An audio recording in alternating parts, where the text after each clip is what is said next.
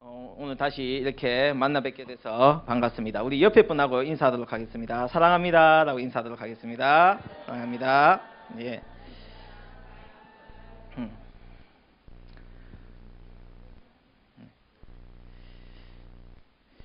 이 세상에는 크게 나누어서 두 종류의 사람들이 있다고 합니다. 그 하나는 사랑하며 살아가는 사람들이고, 다른 하나는 미워하면서 살아가는 사람들이라고 말합니다. 사랑하며 살아가는 사람들에게는요, 언제나 마음이 평안하고 마음이 온순하고, 또한 언제나 누구를 볼 때마다 항상 긍정의 눈으로 본다고 합니다. 그러니까 그 사람이 무엇을 입었든 무엇을 행동을 하든 다 좋게 보인다고 합니다. 그러나 미워하며 살아가는 사람들에게는 하루하루를 증오심과 악한 감정을 지닌 채 그렇게 살아간다고 합니다. 다시 말하면 극도의 증오심과 분노를 안은 채 잠들고 깨어날 때도 역시 그렇게 하면서 하루를 살아간다는 것입니다. 앞서 말한 이 두 종류의 삶의 차이가 무엇이 있겠습니까?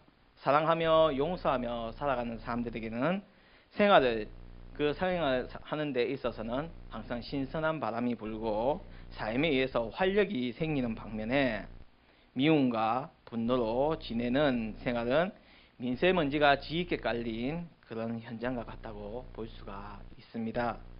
사도 요한은 하나님은 사랑이라고 선언하였습니다. 그 뜻은 우리가 믿는 하나님은 사랑의 하나님이라는 뜻이라는 것을 모두 다 다들 알고 계실 것입니다.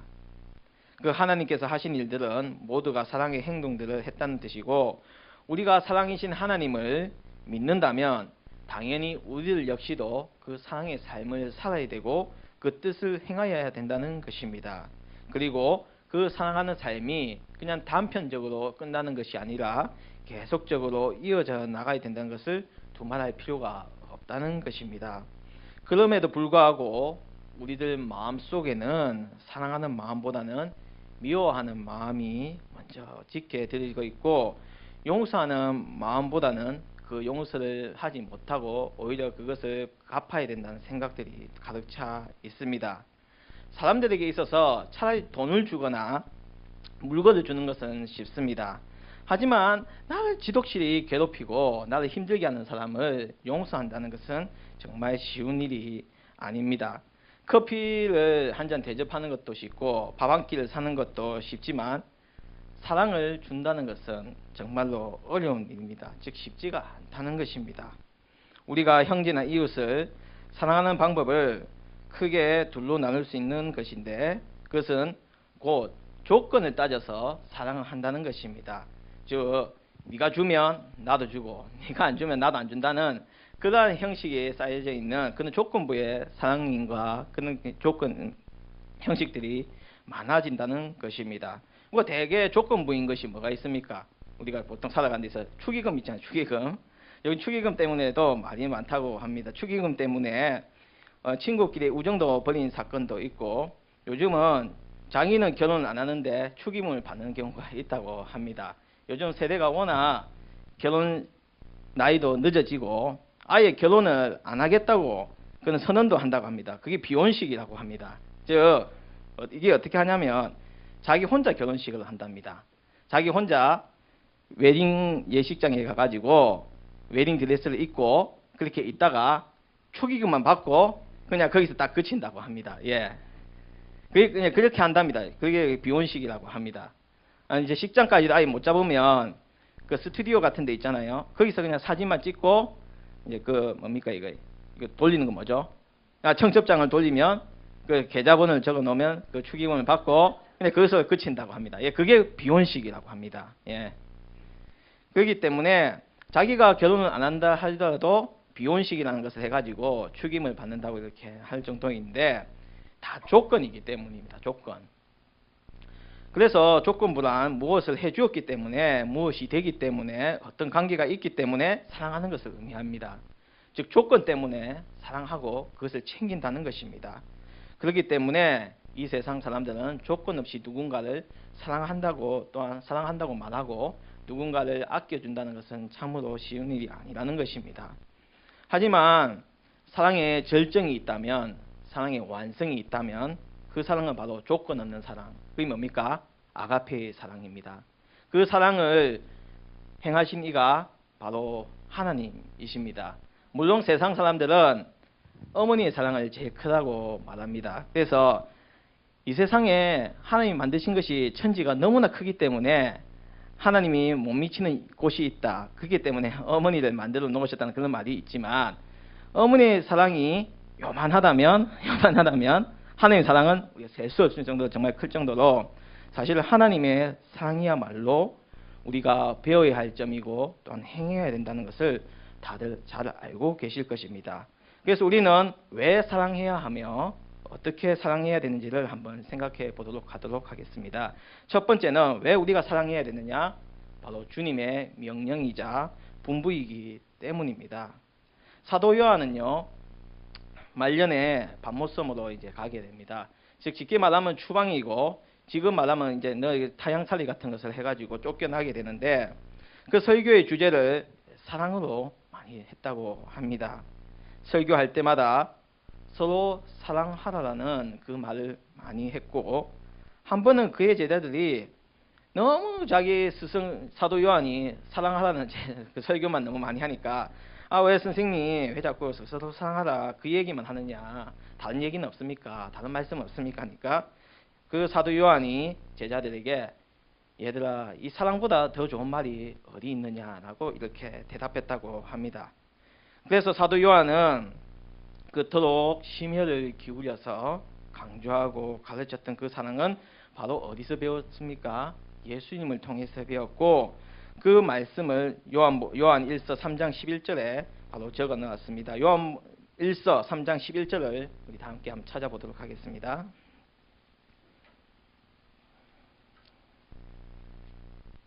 요한 1서 3장 11절 시작. 우리가 서로 사랑할지니 이는 너희가 처음부터 듣는 소식이라. 아멘. 자, 어떻게 되어 있습니까? 서로 사랑할지니 처음부터 들은 소식이라고 요한이 고백하고 있습니다. 여기서 말하는 처음부터 들은 소식이란 그 말의 뜻이 자기가 예수님을 믿기 시작한 때부터 들은 소식이란 뜻도 되겠고, 요한 자신이 주님으로부터 맨 처음 들은 소식이라는 뜻도 되겠고, 그리고 제일 중요한 소식도 되겠다, 이런 뜻이 여러 가지가 다 포함되어 있습니다.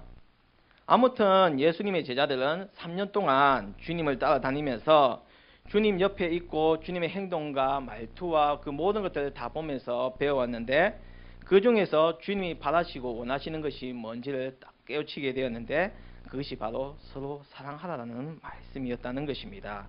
이것을 누구보다도 깊이 깨달았던 요한이었기에 그는 그의 사랑하는 제자들에게 서로 사랑해야 된다는 것을 가르쳤고 강조했다는 것입니다.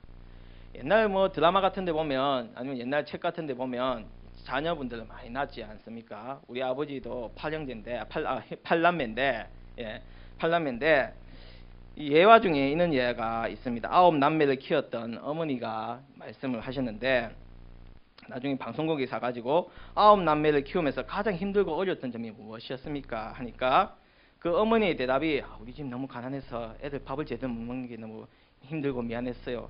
그런 게 아니라 비록 돈도 없고 비록 좀 양식 같은 것도 많이 없어서 배부르게도 못 먹였지만, 제일 미안한 거고 제가 제일 안타까웠던 것은 남매끼리, 형제끼리 서로 싸웠던 것을 너무 마음이 아팠다고 하는 것입니다. 그래서 형제가 서로 사랑하지 못하고 우애하지 못해서 시기하고 질투하고 싸우는 것이 너무 마음이 아팠고 힘들었다는 것입니다. 마찬가지입니다. 우리는 하나님의 아들이고 딸입니다. 그러면 우리가 서로 사랑하고 서로 베풀고 나누어야지, 서로 시기하고 미워한다면 누가 제일 싫어한다? 우리 하나님이 제일 싫어하고 힘드신다는 것입니다. 그래서 우리는 하나님의 사랑을 받은 자입니다. 물론 부모님의 사랑을 받은 자이기도 하지만 그 이전에 우리가 이 세상에 태어나기 전부터 우리는 하나님의 사랑을 받고 난 자로서, 그 사랑을 받은 자로서 또한 사랑을 갚아야 될 의무를 지니고 있는 자로 이 세상에 태어난 것입니다. 그래서 우리는 우리의 사랑 가운데 최고의 사랑이신 하나님의 사랑을 바로 받았고 살았고, 이제는 그 독생자 예수 그리스도를 통하여서 너무나 크신 사랑을 우리는 받아서 그 사랑을 받았기 때문에 그 사랑을 실천하는 자가 되어야 된다는 것입니다. 그래서 우리는 사랑의 빚진 자입니다. 사랑의 빚지면요, 이 빚은 정말 좋아요. 물론 일반적으로 빚을 지면 안 되겠지만 이 사랑의 빚은 언제든지 받아도 좋습니다. 또한 기도의 빚도 그 빚도 많아도 좋습니다. 그런데 분명 알아야 될 것은 이 빚진 것들을 분명하게 또한 갚아야 된다는 것입니다. 사랑의 빚진 자들은 그 빚을 갚아야 주님의 자녀로서 떳떳하게 살아갈 수가 있는 것이고, 하나님의 자녀로서 그 구실을 다하게 되는 것입니다. 주님의 사랑을 받은 사람들끼리는 그 사랑의 명령을 따라 서로 화목하고 서로 사랑을 실천해야 된다는 것입니다. 두 번째로는 왜 우리가 사랑해야 되냐? 사랑이 바로 두려움을 쫓아내기 때문입니다. 본문 4장 18절에서는 사랑 안에 두려움이 없고 온전한 사랑이 두려움을 내쫓고 두려움에는 형벌이 있음이라는 바로 말씀했습니다. 법이라든지 공의는 사람을 겁나게 하고 잡아가게 하지만 오직 사랑하면요, 그 두려움이 없어집니다. 이 사람은요 참으로 특이합니다. 사람이 화를 내게 되면요, 이 머리에서, 이 뇌에서 이 호르몬이 분비가 된다고 합니다. 항상 사람은 호르몬이 분비가 됩니다. 머리가 검고 머리가 헤어지는 것도 호르몬이 적게 나오면 머리가 헤어지고, 그리고 우리 청소년들이 막 키가 자라는 것은 뭐예요? 성장 호르몬이 있기 때문에 자라듯이 그건 호르몬이 항상 우리 몸에는 분비가 된다고 합니다. 그 호르몬 때문에 우리 몸이 정상적으로 이렇게 움직일 수 있는데, 이 화를 내게 되면요, 뇌하 수체와 부신 수질에 말도 어렵네요. 제가 혀가 짧아서 노르아드레날린이라는 이런 호르몬이 분비가 된다고 합니다. 예, 그런데 이 호르몬이요 엄청나게 독성이 세다고 합니다. 보통 우리가 알려져 있는 독 중에서 제일 위험한 독은 그 바다에 있는 보고독이라고 하고요. 그 다음은 일반적으로 뱀독이라고 합니다. 그 뱀독 다음에 뭐다? 바로 이 호르몬이라는 겁니다.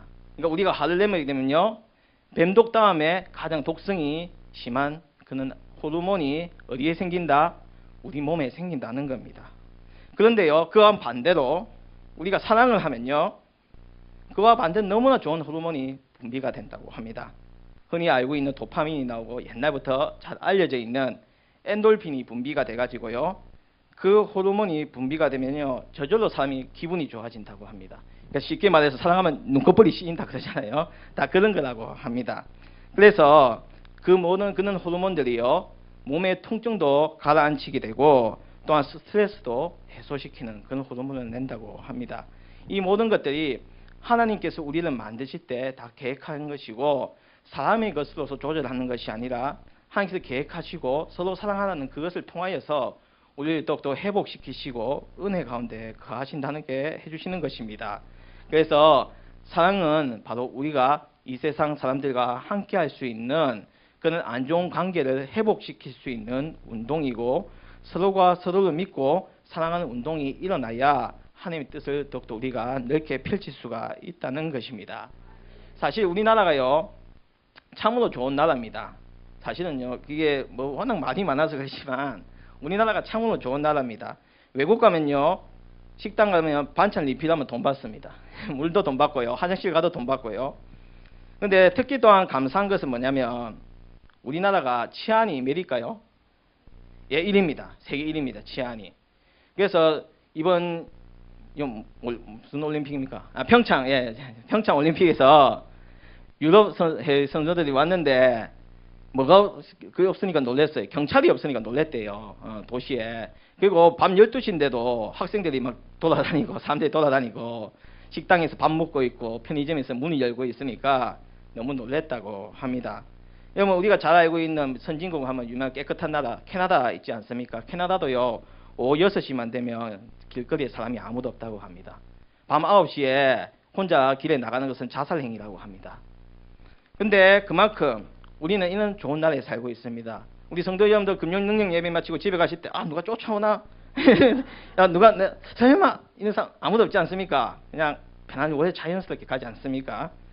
이 방거리를 거닐어도 우리가 두려움이 있는 사회, 집을 비워놓고 다녀도 누군가가 들여놓고 그냥 이렇게 지켜준다는 그런 생각하고 우리가 먼저 있는 사회 가운데 있는 데서 더 감사하고 근데 이 땅 가운데서 이렇게 할 수 있는 것은 누군가를 위하여서 사랑하는 마음과 누군가를 위해서 베풀고 있고 누군가를 위하여서 기다려주고 누군가를 위하여서 그 사람 인정해주고 항상 함께 해주시는 그런 정문화가 있고 사람을 위하여서 언제나 함께 해주는 그런 마음들이 깔려있기 때문이라는 것입니다.